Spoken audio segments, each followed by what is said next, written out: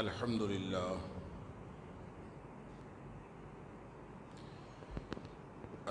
لله نحمده ونستعينه ونستغفره ونؤمن به ونتوكل عليه ونعوذ بالله من شرور أنفسنا ومن سيئات أعمالنا من يهده الله فلا مضل له ومن يضلل فلا هادي له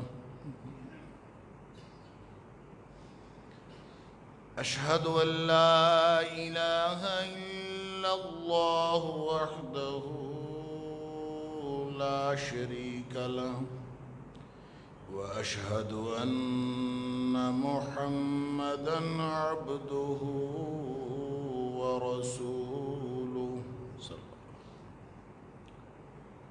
أرسله بالحق بشيرًا ونذيرًا بين يدي الساعة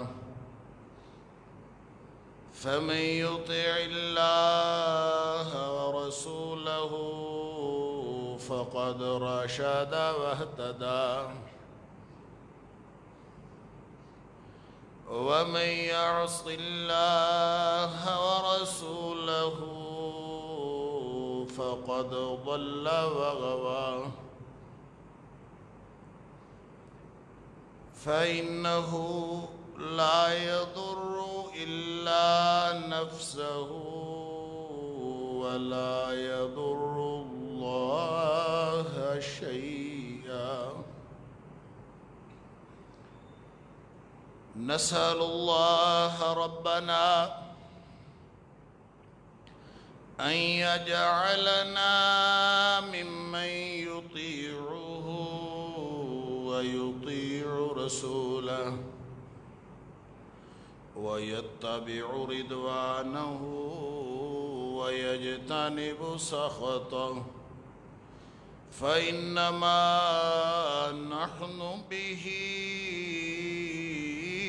وله أما بعد فإن خير الحديث كتاب الله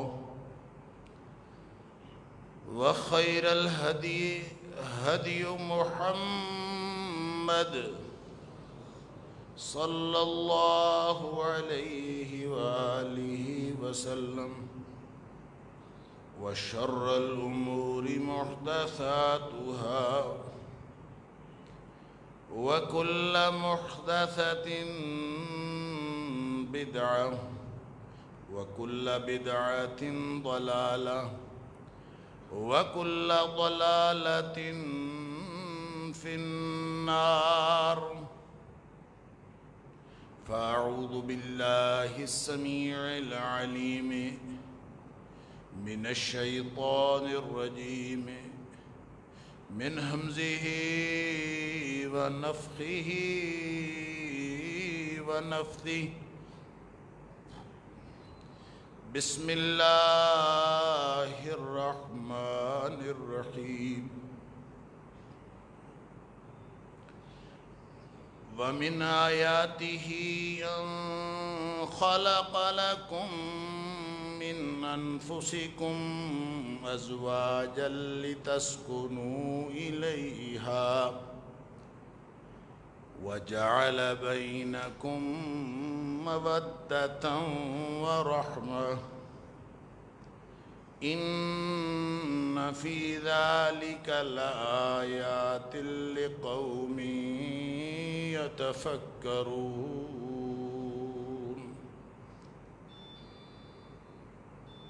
اور یہ اللہ کی نشانیوں میں سے ہے، اس کی نشانیوں میں سے یہ بھی ہے کہ اس نے تمہارے لیے تمہاری ہی جنس میں سے جوڑے پیدا کیے، اور وہ اس لیے پیدا کیے تاکہ تم اپنے جوڑوں سے سکون حاصل کرو،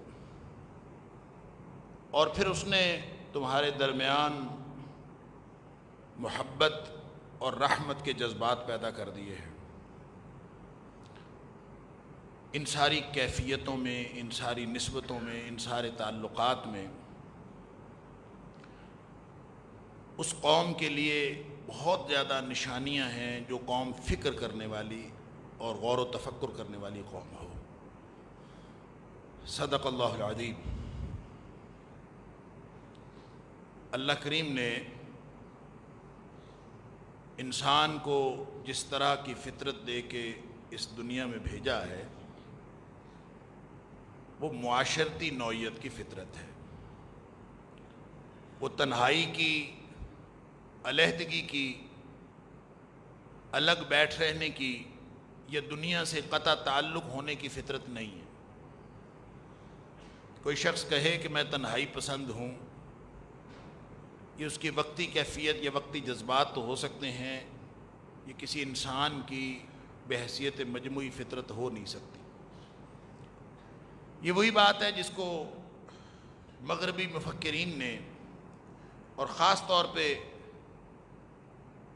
جو سماجی اعتبار سے پہچانے جاتے ہیں لوگ، جنہوں نے سماج کے اوپر گفتگو کی ہے، ان کے بڑوں نے انسان کو معاشرتی حیوان تک کہہ دیا کہ انسان ایک سوشل اینیمل ہے۔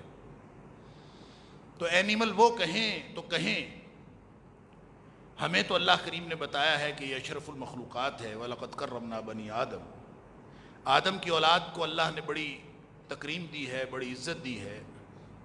وَخَلَقْنَا وَفَضَّلْنَا مِمَّنْ خَلَقْنَا تَفْضِيلًا، اور اللہ فرماتا ہے جو کچھ بھی ہم نے مخلوق بنائی ہے سب کے اوپر اس کو فضیلت عطا کی۔ تو یہ فضیلت والی مخلوق حیوان تو نہیں ہو سکتی۔ جس کو اللہ نے حیوانات کے اوپر فضیلت دی ہے یہ حیوان تو نہیں ہے، بس معاشرتی فطرت رکھتا ہے، یہ کہہ لیا جائے۔ اس معاشرتی فطرت میں، معاشرتی فطرت کا مطلب ہے مل جل کر رہنے کی فطرت۔ انسان مل جل کر رہنا چاہتا ہے، اس کی فطرت ہی ایسی ہے، وہ اس دنیا میں آیا ہی ایسے ہے۔ جب ابتدائی آفرینش تناسل کا سلسلہ شروع ہوا ہے، انسان کی نسل آگے بڑھنے کا سلسلہ شروع ہوا ہے، تو وہ باہمی نسبتوں سے شروع ہوا۔ اللہ تعالیٰ فرماتا ہے یا ایھا الناس اتقوا ربکم الذی خلقکم من نفس واحدہ، ابتدا تمہاری ایک نفس سے، ایک جان سے۔ وخلق منہا زوجہا، پھر اسی سے اللہ نے اس کے جوڑے کو پیدا کیا، جو کہ احادیث میں اس کی تفصیل آتی ہے کہ پہلے آدم علیہ السلام کو پیدا کیا، پھر اماں حوا کو پیدا کیا آدم علیہ السلام کی پسلی سے۔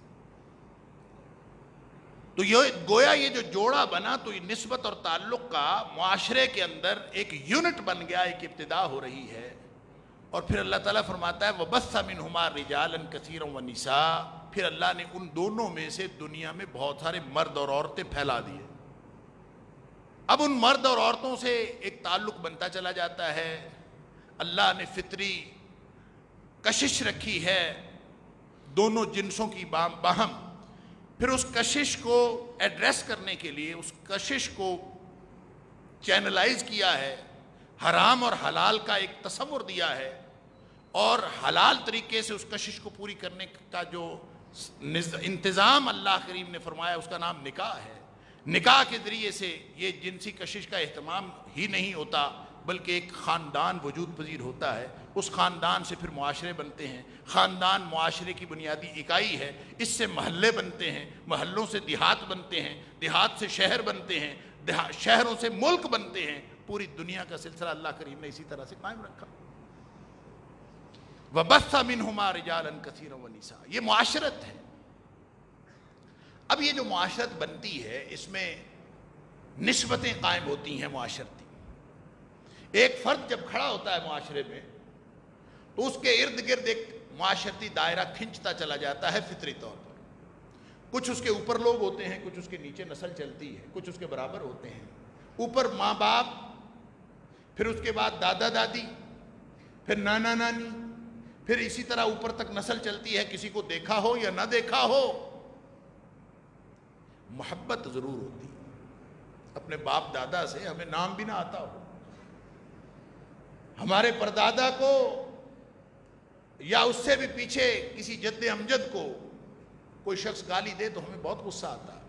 کیوں؟ ایک اللہ نے فطری تعلق رکھا، یہ تعلق ہے، یہ نسبتیں ہیں، انسان ہے، یہ حیوان نہیں ہے، یہ پتھر نہیں ہے، یہ گوشت پوست کا، جذبات کا، احساسات کا انسان ہے۔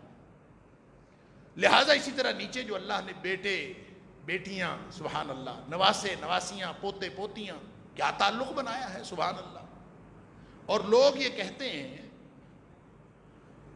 جو سماج کو پڑھنے والے، سوشیولوجی کے لوگ، جو سوشیولوجی کی ڈیفرنٹ، اس کی جو مختلف جو پہلو ہیں اس کے اوپر ریسرچ کرنے والے، وہ یہ سمجھتے ہیں کہ انسان کو اپنا دکھ یا اپنی کسی تکلیف کا احساس اتنا شدت سے نہیں ہوتا جتنا احساس اپنی اولاد کی تکلیف کا ہوتا۔ یہ اللہ نے محبت بنائی، یہ اللہ تعالیٰ نے ایک فطری تعلق قائم کیا۔ اور پھر اہل خانہ، جس میں بیوی بچے بھی آتے ہیں، جس میں ماں باپ بھی آتے ہیں، اگر کوئی مصیبت پڑ جائے تو جو گھر کا سربراہ ہو یا گھر کا بیٹا ہو یا گھر کا بھائی ہو، وہ مرنے مارنے پر تل جاتا ہے۔ اللہ اکبر! کیا عزت بچانے کے لیے، اس کی عزت کیا ہے؟ اس کی عزت، اس کو وہ فرد نہیں ہے، وہ فرد نہیں ہے، عزت اس کا اہل خانہ ہے۔ اور جو اہل خانہ جس کو عطا ہوئے ہوں، یہ اللہ کی رحمت ہوتی ہے۔ حضرت ایوب علیہ السلام کا ذکر جہاں پہ فرمایا سورہ صاد کے اندر، اللہ تعالیٰ فرماتا ہے کہ اس کو وَوَهَبْنَا لَهُ أَهْلَهُ وَمَعَهُمْ وَمِثْلَهُمْ مَعَهُمْ رَحْمَةً مِنَّا۔ اللہ فرماتا ہے پھر ہم نے اس کو اس کے اہل و عیال بھی واپس کر دیے، اور جتنے اس کے پہلے تھے اتنے اور دے دیے۔ رحمةً من عندنا، یہ ہم نے اپنی جناب سے رحمت کی جو اس کو اہل خانہ مل گئے۔ تو کس کا گھر بار ہونا، کس کے اہل خانہ ہونا، یہ تو اللہ کی رحمت ہے۔ وہی بات اللہ تعالیٰ یہاں فرماتا ہے وَمِنْ آیَاتِهِ أَنْ خَلَقَ لَكُم مِّنْ أَنفُسِكُمْ أَزْوَاجًا لِتَسْكُنُوا إِلَيْهَا۔ اس کی نشانیوں میں سے یہ نشانی ہے کہ اللہ نے یہ جوڑے بنائے ہیں، تمہاری اپنی جنس میں سے جوڑے بنے ہیں، اس جوڑے میں پھر اللہ نے باہمی کشش رکھی ہے کہ ایسا یونیک رشتہ دنیا کائنات میں قائم ہوتا ہے۔ اللہ اکبر! کہیں پلا بڑا ہوتا ہے مرد، کہیں پلی بڑی ہوتی ہے عورت، لیکن دو بول اللہ کے نام پر پڑھ کے ان کا ایسا جوڑ لگا دیا جاتا ہے کہ دنیا کائنات میں اتنا انٹیمیٹ رشتہ نہیں ہے جتنا میاں بیوی کا رشتہ۔ سارے خونی رشتے پیچھے رہ جاتے ہیں، ساری محبتیں پیچھے رہ جاتی ہیں۔ اس کو اللہ تعالیٰ نے جس قدر انٹیمیسی، جس قدر آپس میں پرائیویسی میاں بیوی کے تعلق کی ہے، دنیا کائنات میں کسی تعلق کی اتنی پرائیویسی نہیں۔ پھر اس کو اسلام تقدس فراہم کرتا ہے۔ وہ باپ بیٹے کا رشتہ ہو، باپ بیٹی کا رشتہ ہو، اولاد والدین کا رشتہ ہو، اس کو بھی تقدس مہیا کرتا ہے، فراہم کرتا ہے اسلام۔ لیکن جو تقدس میاں بیوی کے رشتے کو ہے، اللہ اکبر! فرمایا آپس کی کوئی بات کسی اور کو پتہ چل جائے نا، تو وہ شخص جو کسی اور کو بتاتا ہے وہ بدترین انسان ہے، وہ اس معاشرے کا، اس دھرتی کا بوجھ ہے۔ وہ بدترین آدمی ہے جو اپنے میاں بیوی کی باہمی باتیں، آپس کی پرائیویسی کی باتیں، آپس کی انٹیمیسی کی باتیں لوگوں کے سامنے کرتا ہے، تو اس سے برا آدمی اور کون ہو سکتا ہے؟ اللہ! وعید! بدترین آدمی۔ کسی آدمی کے لیے برا ہونے کے لیے کافی ہے کہ وہ اپنے گھر کی باتیں، اپنے اہل خانہ کی باتیں بیچ چوراہے کے لا کے بیان کرے، یہ اس سے بڑی۔ اور جو خاندان غیرت والے ہوتے ہیں، اب تو خیر آہستہ آہستہ وہ جو غیرت ہے، اللہ اکبر، حمیت نام تھا جس کا، گئی تیمور کے گھر سے، آہستہ آہستہ وہ ساری غیرتیں، حمیتیں جا رہی ہیں، رخصت ہو رہی ہیں۔ لیکن اب بھی کچھ خاندان ایسے ہیں، اور اب سے کچھ عرصہ پہلے، 10-20 سال پہلے تک تو لوگ تھے اپنی خواتین کا نام کسی کے سامنے لینا پسند نہیں کرتے تھے۔ اللہ اکبر! میں نے ایک جگہ نکاح پڑھایا، تو چونکہ وہاں پہ لاؤڈ سپیکر کا انتظام تھا، تو جب ایجاب قبول کرنا ہے تو ظاہر ہے ان کی بچی کا نام تو لینا ہے۔ تو بچی کا بھائی میرے پاس آیا، وہ کہتا ہے آپ اگر ایسا کر لیں کہ ایجاب قبول بغیر لاؤڈ سپیکر کے کر لیں، سپیکر میں نہ کروائیں۔ میں نے کہا یہ کیا بات ہے، کیوں نہ کروائیں؟ کہتا جی وہ میں چاہتا نہیں کہ میری بہن کا نام لاؤڈ سپیکر پہ بولا جائے۔ اللہ اکبر! یہ اللہ نے ایک فطری غیرت رکھی ہوئی ہے انسان، آہستہ آہستہ تو ہم اس سے دستبردار ہوتے چلے جا رہے ہیں۔ میں نے یہ ساری تمہید اس لیے باندھی ہے کہ اللہ نے ان رشتوں کو اتنا تقدس دیا ہے، والدین اور اولاد کا رشتہ، میاں بیوی کا رشتہ، یہ ایک یونٹ بنتا ہے، ایک گھر بنتا ہے، یہ پورے معاشرے کی، اس پورے معاشرتی نظام کی بنیاد ہے۔ اور معاشرہ یوں کہہ لیجئے کہ دین ہے ہی معاشرتی زندگی کا نام۔ جو شخص معاشرے میں نہیں رہتا، وہ جا کے غاروں میں پناہ لے لے، کسی جگہ جا کے پہاڑوں میں رہنا شروع کر دے، اکیلا جنگلوں میں چلا جائے، تو اس نے تو گویا معاشرتی زندگی ترک کر دی۔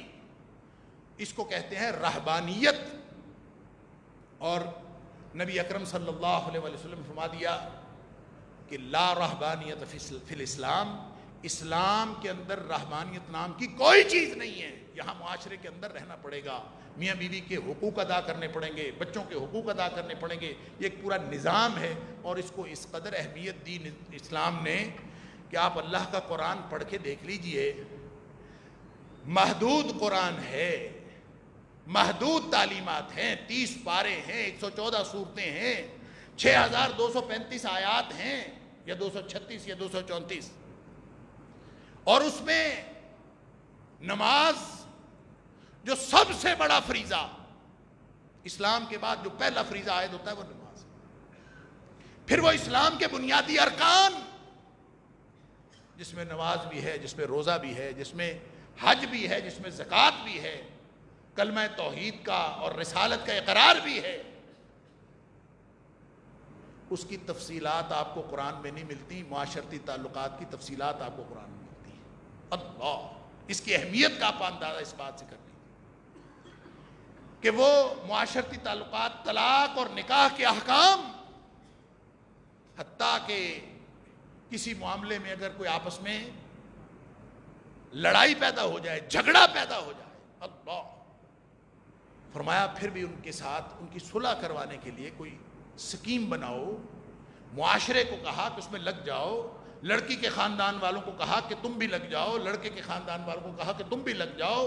فَبْعَثُوا حَكَمًا مِّنْ أَهْلِهِ وَحَكَمًا مِّنْ أَهْلِهَا، ایسے کرو، اگر آپس میں ان کی کوئی رسائی نہیں ہو رہی، کوئی اختلاف پیدا ہو گیا ہے، تو ایک ثالث مرد کے، لڑکے والے کے خاندان میں سے مقرر کر لیں، ایک لڑکی والے کے خاندان سے مقرر کر لیں۔ اللہ اکبر۔ ان یریدا اصلاحا یوفق اللہ بینہما، اگر ان کی چاہت یہ ہوگی کہ صلح کر لی جائے، اگر ان کی چاہت یہ ہوگی کہ اصلاح ہو جائے، فرمایا اللہ ان کے درمیان موافقت پیدا کر دے۔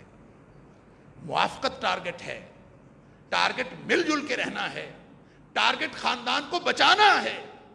اور وہ جو حکم مقرر کیے ہیں نا، وہ بھی اس لیے مقرر کیے ہیں کہ ایک اس کے خاندان کا ہوگا، اس کو خیر خواہی ہوگی اپنے لڑکے کے ساتھ کہ میرے لڑکے کا گھر بس جائے، ایک لڑکی کے خاندان سے ہوگا جو اس کا خیر خواہ ہوگا، اور اس خیر خواہی کے ساتھ مذاکرات کرے گا کہ اللہ کرے اس بچی کا گھر بس جائے۔ اسلام نے ہمیں یہ نظام دیا ہے۔ مجھے یہ ساری تمہید اور ساری گفتگو اس لیے کرنا پڑی، اللہ اکبر، وہ جملہ تازہ کر لیجئے جو میں پچھلے جمعے بھی عرض کر چکا ہوں اور اس سے پچھلے جمعے بھی عرض کر چکا ہوں۔ کیسا پاکستان ہے، کیسا اسلامی جمہوریہ پاکستان ہے، یہ کیسا مسلمانوں کا معاشرہ ہے جن کو ساری زندگی یہ بتانا پڑتا ہے کہ اللہ کے علاوہ کوئی اور بندگی کے لائق نہیں۔ یہ کیسا معاشرہ ہے مسلمانوں کا جن میں گفتگو یہ ہو رہی ہے کہ عورت کو پورے کپڑے پہننے چاہیے کہ مختصر کپڑے بھی پہن سکتی ہے، اور یہ پورے میڈیا کا موضوع یہ ہے اور ہر ایک اس پہ گفتگو کر رہا ہے، اس کا نتیجہ کوئی بھی نکلے، کوئی رائے کوئی بھی رکھے، بے حیائی کو موضوع بنا کر اس پر گفتگو کرنا، اس سے بڑی علامت نشانی زوال کی اور کوئی نہیں ہو سکتی کسی قوم کی، فکری زوال کی نشانی۔ اللہ، اور اس سے بڑھ کر بھی سانحہ یہ ہوا، اللہ اکبر، شاعر نے کہا تھا کہ حادثے سے بڑھ کر سانحہ یہ ہوا کہ لوگ ٹھہرے نہیں سانحہ دیکھ کر، لوگ ٹھہرے نہیں حادثہ دیکھ کر۔ یعنی ایک تو ہوتا ہے حادثات وقوع پذیر ہو رہے ہیں، اور دوسرا کسی کو احساس بھی نہ ہو. اللہ کارواں کے دل سے احساس زیان جاتا رہا. ہمارے اسلامی جمہوریہ پاکستان کی قومی اسمبلی اور سینٹ میں ایک بل پاس ہوا. اللہ اگر آپ اس کے مندرجات پڑھتے جائیں سر شرم سے جھک جاتا ہے. یہ اسلامی جمہوریہ پاکستان میں یہ ہوا ہے اور اس حکومت میں ہوا ہے جس حکومت کا سربراہ ریاست مدینہ کا نام لیتا نہیں تھکتا. اور ظاہر ہے اس کا ایک بیان آتا ہے, اس کی ایک تقریر آتی ہے, ہم تو سارے اس کی حمایت میں خوشی سے پھولے نہیں سماتے. ہمیں اس لیے خوشی ہوتی ہے کہ وہ اللہ کے رسول صلی اللہ علیہ وسلم کے شہر کا نام لیتا, وہ نبی اکرم صلی اللہ علیہ وآلہ وسلم کی ریاست کا نام لیتا ہے. ہمیں اس نام سے بھی محبت ہے. جس شخص نے زبان سے نام لیا ہم اس لیے اس کے ساتھی ہیں کہ اس نے نبی کریم صلی اللہ علیہ وسلم کی مدینہ کی ریاست کا نام لیا ہے, ہمیں اس سے بھی محبت ہے. لیکن اس کا مطلب یہ نہیں ہے کہ نام ریاست مدینہ کا اور کام مغربی ریاستوں کے اور کام بے حیا ریاستوں کے نام اسلامی جمہوریہ پاکستان, اور آپ اس کے اندر ایسے ایسے قوانین لائیں جس کا اسلام سے دور کا بھی تعلق نہیں. ریاست مدینہ کیا کسی انسانی سطح کی اعلیٰ ریاست کا بھی اس کے ساتھ کوئی تعلق نہیں ہو سکتا جو قانون اس قومی اسمبلی میں پیش کیا گیا ہے. اللہ جو بل پیش کیا گیا. اور مزے کی بات ہے کہ اس طرح کی چوری کرنی ہو نا تو چور پھر نقب لگاتا. سن لیجئے مسجد مبارک کے نمازیوں, اور اس توسط سے جو سن رہا ہے ہوش کے ناخن لے لے, اگر کچھ کر سکتا ہے تو کرے. اللہ اکبر. کہ وہ تمہارے نمائندے جن کو تم نے چن کے پارلیمنٹ میں بھیجا ہے انہوں نے چوری کی ہے, انہوں نے قانون پر ڈاکہ ڈالا ہے. کہ بجٹ کے اجلاس میں پیش کر دیا گیا بل, حالانکہ بجٹ کا اجلاس بجٹ کے لیے ہوتا ہے, اور اس میں ایک بل پیش کیا گیا کہ کسی کی توجہ ہی نہیں جائے گی کیونکہ مسئلہ تو بجٹ کا ہے, اور اس میں پاس کروا لیا گیا. اور قومی اسمبلی میں اپوزیشن بھی ساتھ ہے, حکومت بھی ساتھ ہے, یعنی اس حمام میں سارے ننگے ہیں, سارے ویسے یوں لگتا ہے کہ پاکستان میں جنگ جاری ہے جماعتوں کے درمیان. لیکن جب بات ہو بے دینی کی, جب بات ہو بے حیائی کی, جب بات ہو اس ملک پاکستان کے اسلامی کلچر کو ختم کرنے کی, جب بات ہو ہمارے معاشرتی نظام کو کولیپس کرنے کی, اس کو زوال کا شکار کرنے کی, سارے اکٹھے. جب سینٹ میں گیا ہے تو پتہ چلا ہے سینٹ میں صرف چند لوگوں نے اس کے اوپر بات کی ہے, اور وہ بھی اس میں جمعیت علماء اسلام کے چند سینیٹر شامل ہیں, جماعت اسلامی کے ایک سینیٹر شامل ہے, مرکزی جمعیت اہل حدیث کے 2 سینیٹر شامل ہیں. ان 4-5 لوگوں کے علاوہ کسی نے اس کے خلاف بات نہیں. اللہ اکبر. ابھی وہ کہتے ہیں کسی ٹیکنیکل وجہ پر کی بنیاد پر وہ واپس ہوا ہے قومی اسمبلی کو, یعنی قانون کا حصہ ابھی نہیں بنا, ابھی واپس ہوا. اور اگر وہ پاس ہو گیا ہے اور قانون کا حصہ بن گیا ہے تو بھی, اور اگر پاس نہیں ہوا اور ابھی راستے میں ہے تو بھی, میں آپ کے سامنے یہ ساری بات کر کے میں اپنی ذمہ داری ادا کرنا چاہتا ہوں کہ جو سوئے ہوئے ہیں وہ جاگ جائیں, بے ہوش ہیں تو ہوش کے ناخن لیں کہ ہمارے ساتھ یہ زمانہ کیا قیامت کی چال چل گیا ہے, ہمارے ساتھ کیا ہو گیا ہے, اور ہمارا معاشرہ اس معاشرے کی بنیادوں کو تباہ کرنے کا پروگرام بنا لیا گیا ہے. اللہ اکبر. اس بل کے مندرجات میں یہ بھی ہے کہ آئندہ گھر کے اندر کسی بھی طرح کی زبانی دہشت گردی, نفسیاتی دہشت گردی, نفسیاتی تشدد وہ نہیں ہوگا. نام ہے اس بل کا گھریلو تشدد کا بل, پڑھ لیجئے, انٹرنیٹ کے اوپر پڑھا ہے. اور کہتے ہیں کہ جو بل پیش کیا گیا وہ انگریزی زبان میں, اور انگریزی بھی مشکل قسم کی تاکہ عام بندوں کو سمجھ میں نہ آئے. اور پھر ایک دفعہ پھر میں عرض کروں گا, یہ اس ریاست مدینہ میں ہو رہا ہے, اس ریاست مدینہ کے دعوے داروں کی حکومت میں ہو رہا ہے جنہوں نے کہا کہ پبلک کی زبان جو ہے وہ انگریزی کی بجائے اردو ہونی چاہیے, لیکن بل انگریزی میں پیش کیا جا رہا ہے تاکہ کسی کو پتہ ہی نہیں چلے کیا ہو رہا. اگر یہ بل قانون کا حصہ بن گیا, اس کی کرنٹ سٹیٹس کیا ہے مجھے نہیں معلوم, لیکن اگر یہ حصہ بن گیا تو سن لیجئے، نہ کوئی باپ اور اولاد کا رشتہ باقی رہے گا، نہ کوئی بیوی اور شوہر کا رشتہ باقی رہے گا۔ اس میں اس کے مندرجات میں یہ بھی لکھا ہے کہ اگر کوئی بچہ عدالت میں جا کے یہ لکھ دے کہ میرے باپ نے میرے ساتھ معاشی تشدد کیا ہے، معاشی تشدد کا مطلب پتہ کیا ہے؟ میں نے پیسے مانگے تو اس نے نہیں دیے، اس نے میرے ساتھ زبانی تشدد کیا ہے، اس نے میرے ساتھ نفسیاتی تشدد کیا ہے۔ اب نفسیاتی کیا ہے اس کی کوئی ڈیفینیشن نہیں، زبانی کیا ہے وہ کہہ دے گا میرے ابا نے مجھے یہ کہا تھا، اور وہ عدالت میں جائے گا تو عدالت فوری طور پر اس والد کو گرفتار کر سکتی ہے، گرفتار کروا سکتی ہے، اور اس کو 1,00,000 روپیہ جرمانہ یا 3 سال تک کی قید کی سزا دی جا سکتی ہے، اور اس کے علاوہ اس باپ کو پابندی بھی لگائی جا سکتی ہے کہ آئندہ تم اپنے گھر میں داخل نہیں ہو سکتے، اور یہ بھی کیا جا سکتا ہے کہ باپ کو ایک ڈیجیٹل کڑا پہنا دیا جائے اور اس کو بتا دیا جائے کہ تم اس ایریا میں داخل نہیں ہو سکتے، تمہاری مانیٹرنگ کمپیوٹر سے کی جا رہی ہے، تم اس ایریا میں جس ایریا میں تیرا اپنا تعمیر کردہ گھر ہے، جس میں تیرے اپنے بچے رہتے ہیں، جہاں تیری اپنی بیوی اپنے ماں باپ رہتے ہیں، تو اس گھر میں داخل نہیں ہو سکتا۔ یہ قانون کا حصہ ہے۔ اسی طرح بیوی کو اگر کوئی آدمی دل لگی میں کہہ دیتا ہے نا کہ میں دوسری شادی کرنا چاہتا ہوں، سن لیجئے دوسری شادی کے شوقین مردوں، پہلے تو یہ تھا نا کہ بیوی کی اجازت کے بغیر شادی نہیں ہو سکتی، اب قانون جو ہے وہ اور زیادہ بہتر بنا لیا گیا ہے۔ اب قانون یہ ہے کہ کوئی مرد، کوئی شوہر اپنی بیوی سے کہے کہ میں دوسری شادی کرنا چاہتا ہوں، میری خواہش ہے، صرف خواہش کا اظہار کرے، یہ نفسیاتی تشدد کے زمرے میں آئے۔ آپ نے تشدد کیا، لہٰذا اس پر وہ بیوی عدالت جا سکتی ہے، اور اس عدالت جب وہ جائے گی تو آپ کو سزا ہو سکتی ہے کیونکہ آپ نے نفسیاتی تشدد کیا، دوسری شادی کا نام کیوں لیا؟ اللہ اکبر! یہ اسلامی جمہوریہ پاکستان میں یہ ہوا ہے، یہ کہیں اور ہوا ہوتا تو شاید ہمیں یقین آ جاتا، یہ ہمارے ملک میں ہو رہا ہے اور ریاست مدینہ کا دعویٰ کرنے والی حکومت میں ہو رہا ہے، اس سے بڑی منافقت اور کیا ہوگی؟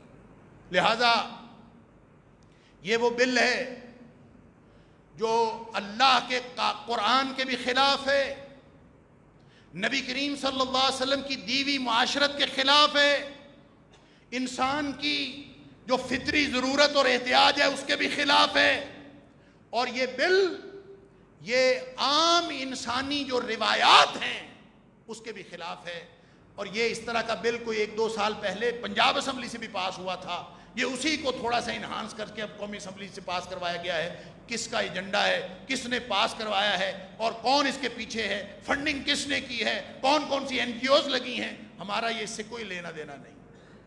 لیکن ایک بات جو میں اپنی ذمہ داری سمجھتے ہوئے آپ سب کے گوشت گزار کر دینا چاہتا ہوں کہ ہم با اختیار نہیں ہیں کہ ہم پارلیمنٹ کے معزز ممبران کا گریبان پکڑ سکیں، ہم با اختیار نہیں ہیں کہ اپنے وزیر اعظم کو جھنجھوڑ سکیں کہ اس طرح کی غیر اسلامی حرکتوں سے باز آ جاؤ، لیکن ہم ایک معاملے میں تو با اختیار ہیں کہ اپنے گھروں کو نبی اکرم صلی اللہ علیہ وسلم کی سنت کا گہوارہ بنا لیں، ہم اپنے گھروں کو اس معاشرت کا گہوارہ بنا لیں جو نبی اکرم صلی اللہ علیہ وسلم دے کے گئے تھے۔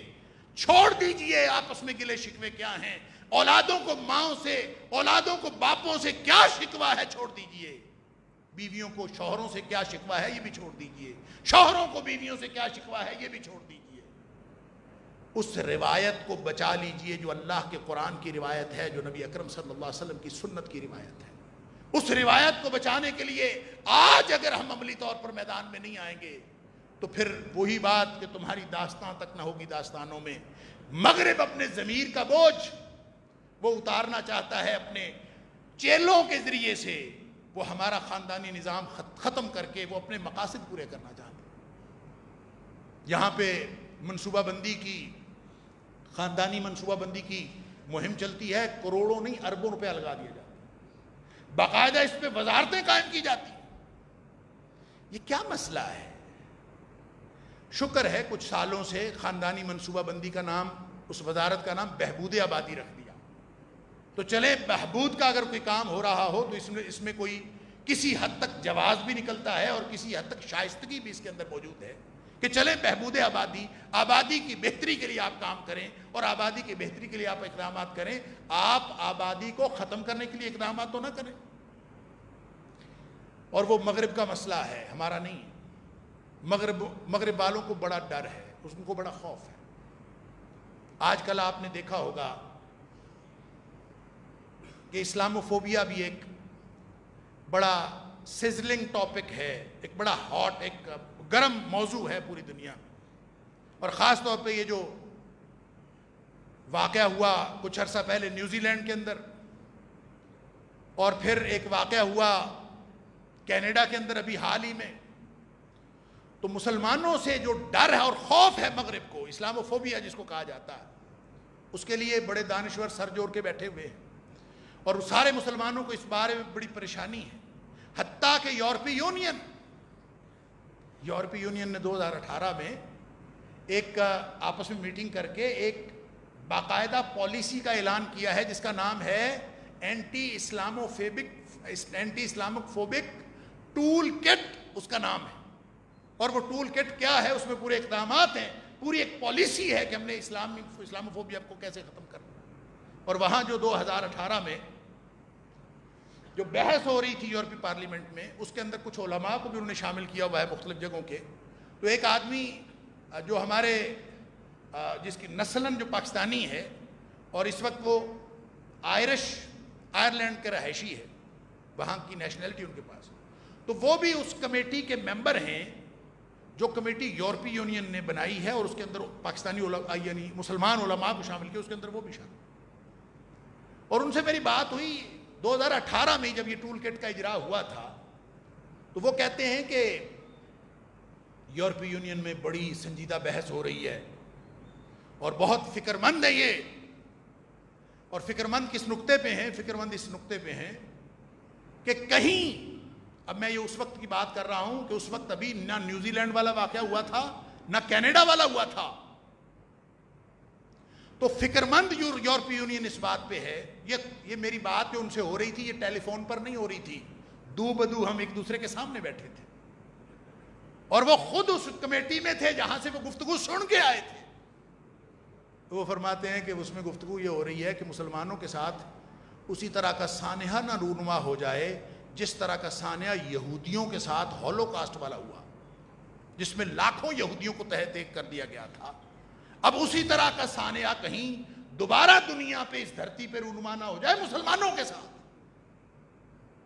اب وہ تو مجھے ایک فکر مندی کی بات بتا رہے تھے اور ٹول کٹ کے اجرا کی بیک گراؤنڈ بتا رہے تھے کہ اس لیے اس کو اینٹی اسلاموفوبک ٹول کٹ کا اجرا کیا گیا ہے، وہ تو اس لیے بتا رہے تھے۔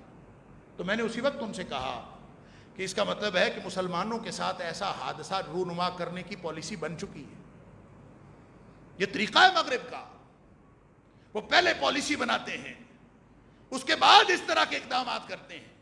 لہٰذا یہ آج کا جو بل ہماری قومی اسمبلی میں آیا، یہ سینٹ میں آیا، اس بل کی بات اس کو علیحدہ کر کے نہ دیکھیں، اسلاموفوبیا کا معاملہ علیحدہ کر کے نہ دیکھیں۔ یہ ہمارے اوپر یعنی وہ ساری کانسپیریسی تھیریز، وہ سارے کے سارے سازشی نظریات جو آج تک ہم کہہ دیتے ہیں یہ تو سازشی نظریہ، یہ کانسپیریسی تھیری ہے، تو کیا یہ کانسپیریسی تھیری ہے کہ مغرب کا اپنا پورا معاشرتی نظام تو تباہ و برباد ہو گیا ہے، اپنا ان کا خاندان تباہ و برباد ہو گیا ہے، وہاں کوئی گھر بنانا نہیں چاہتا، اب وہ ہمارا خاندانی نظام توڑنے پر تلے ہیں، اس لیے کہ جب تک یہ خاندانی نظام قائم ہے اس وقت تک یہ معاشرہ قائم ہے، جب تک یہ معاشرہ قائم ہے ان کی یونٹی کو، ان کے اتحاد کو پارا پارا نہیں کیا جا سکتا۔ اور یہاں تو ہزار خرابیاں ہوں کسی کے کردار میں، ہزار گناہ ہوں اس کی تاریخ میں، اس کی زندگی میں، جب وہ نبی اکرم صلی اللہ علیہ وسلم کا نام سنتا ہے تو وہ غیرت اس کی جاگ اٹھتی ہے، وہ مرنے مارنے پر تل جاتا ہے۔ ہزار اس کی زندگی میں خرابیاں ہوں، اس کے ماں باپ کے خلاف کوئی بات کرے تو لوگ مرنے مارنے پر تل جاتے ہیں، عزت کی خاطر اٹھ کھڑے ہوتے ہیں، اور نبی اکرم صلی اللہ علیہ وسلم نے فرمایا من قتل دون مالہ فہو شہید ومن قتل دون اہلہ فہو شہید ومن قتل دون عرضہ فہو شہید۔ اللہ اکبر، جو شخص اپنے اہل خانہ کی عزت بچاتے ہوئے مارا گیا وہ شہید ہے، جو اپنا حلال مال کی حفاظت کرتے ہوئے مارا گیا وہ بھی شہید ہے. اللہ اس کو اس قدر تقدس دیا ہے کہ آپ اپنی عزت کی حفاظت کے لیے اپنی جان پر کھیل جائیں. اسی عزت کو بیچ چوراہے کے بدنام کرنے کی اور ختم کرنے کی اور اس عزت کو ذلت ثابت کرنے کی تیاریاں ہو گئی ہیں. بل پاس ہو گیا ہے. لہذا اب آپ کی گھر کی باتیں ساری دنیا سنا کرے گی. گھر کی باتیں عدالت جایا کریں گی. عدالت سے کسی باپ کو اگر سزا ہو گئی اس کے اولاد کے کہنے پر تو اب اس کے بعد کبھی اس والدین اور اولاد کا اکٹھا رہنا ممکن ہوگا؟ اگر ایک کیس کسی خاتون نے رجسٹر کروا دیا کہ میرا خامد میرے اوپر تشدد کرتا ہے، کیا ہو تشدد یا نہ کیا ہو، کیس رجسٹر ہو گیا، اس کے بعد ان کا باقی رہنے کا کوئی امکان ہے؟ اچھا طلاق کی دھمکی دینا تشدد ہے، اس بل کا حصہ ہے، سزا ہے اس پر. اور اس بل میں یہ لکھا ہے کہ طلاق کی دھمکی پر سزا ہے، طلاق دینے پر کوئی سزا نہیں ہے. مزہ آیا بات سن کے؟ طلاق کی دھمکی گناہ ہے، جرم ہے، سزا ہے، اور طلاق دینا کوئی جرم نہیں ہے، کوئی سزا نہیں ہے. کیوں؟ مقصد طلاق دلوانا ہے نا. مقصد طلاق دلوانا ہے، مقصد اس معاشرے کو الگ الگ کرنا ہے، اس معاشرے کی بنیادوں کو ہلانا ہے. لہذا طلاق دے دے تو کوئی جرم نہیں ہے. طلاق کی دھمکی میں چونکہ امکان باقی ہے کہ کہیں دھمکی دینے کے بعد پھر بھی یہ خاندان برقرار رہے، اس لیے اس کو جرم قرار دیا ہے کہ طلاق کی دھمکی پر جیل جائے تاکہ اس خاندان کے برقرار رہنے کا کوئی امکان باقی نہ رہے. اللہ، وہ بیوی جس کو کہا کہ تیرا خامن اس کے پورے جسم میں کیڑے پڑے ہوئے ہوں، پورا جسم گلا ہوا ہو، زخمی ہو، اور تو اپنی زبان سے سارے جسم کو چاٹ کے اس کے کیڑے صاف کرے تو اس کا حق ادا نہیں ہوتا. اس بیوی کو ابھارا جا رہا ہے کہ وہ تیرے سامنے دوسری شادی کی بات کرے تو عدالت چلی جا. اس کو بتایا جا رہا ہے کوئی ایسی بات کرے تو عدالت چلی جا. نفسیاتی تشدد، زبانی تشدد، انا للہ و انا الیہ راجعون، معاشی تشدد. دو چار اس نے بیوی نے کہا کہ مجھے اتنے پیسوں کا سوٹ لے کے دو، وہ کہتا ہے میرے پاس پیسے نہیں ہیں. تو وہ عدالت جا سکتی ہے کہ اس نے میرے اوپر معاشی تشدد کیا، میرے کپڑے نہیں بنا کے دیتا ہے، معاشی تشدد. بچہ باپ سے کہے کہ مجھے موٹر سائیکل لے کے دو، باپ نہیں لے کے دے سکتا، تو وہ بچہ عدالت جا سکتا ہے باپ کے خلاف کہ یہ باپ میرے اوپر معاشی تشدد کر رہا ہے. انا للہ و انا الیہ راجعون. یہ وہ رشتے تھے جن کو اللہ کے قرآن نے تقدس دیا ہے، جن کو نبی کریم صلی اللہ علیہ وسلم نے تقدس دیا. اور نبی اکرم صلی اللہ علیہ وسلم نے فرمایا، یعنی معاشرے جب بانجھ ہوتے ہیں، جب زوال کا شکار ہوتے ہیں، فکری طور پر بانجھ ہوتے ہیں، تو پھر ان کے دانشور اسی طرح کی حرکتیں کرتے ہیں. اللہ اکبر. نبی کریم صلی اللہ علیہ وسلم فرماتے ہیں یہ عورتیں تو وہ نازک آبگینے ہیں. اللہ اکبر. خیرکم خیرکم لأہلہ، تم میں سے بہترین آدمی وہ ہے جو اپنی بیوی کے ساتھ اچھا ہے. اور پھر فرمایا وانا خیرکم لأہلی، میں اپنی بیوی کے ساتھ، اپنی بیویوں کے ساتھ اچھا. اللہ. ہودج رکھنے کے لگے صحابہ، تو چونکہ وہاں اس وقت رواج تھا، یہ ڈولی ٹائپ ہودج بنا ہوتا تھا، اس میں ازواج مطہرات بیٹھ جاتی تھی، ان کو اٹھا کے وہ اوپر رکھتے تھے. تو تیزی سے اٹھانے لگے، سبحان اللہ. تو رحمت للعالمین نبی اکرم صلی اللہ علیہ وسلم فرماتے ہیں رفقاً بالقواریر، میرے صحابہ آرام سے پکڑو، یہ نازک آبگینے ہیں، کہیں ٹوٹ نہ جائیں. رفقاً بالقواریر، یہ نبی اکرم صلی اللہ علیہ وسلم کا فرمان. ان نازک آبگینوں کو ہم نے کیا کر دیا، ہمیں کس کی نظر لگ گئی. لہذا جو بے ہوش ہے وہ ہوش کے ناخن لے لے، جو بے علم ہے وہ اپنی معلومات حاصل کر لے، اور جس کو ابھی تک یہ بے فکری ہے کہ ہمارے ساتھ کچھ نہیں ہونے والا، وہ فکر کر لے. اب اپنے خاندان کو بچانا ہے، اپنے ایمان کو بچانا ہے، اپنے ان رشتوں کو بچانا ہے، اپنے ایمان کو بچانا ہے.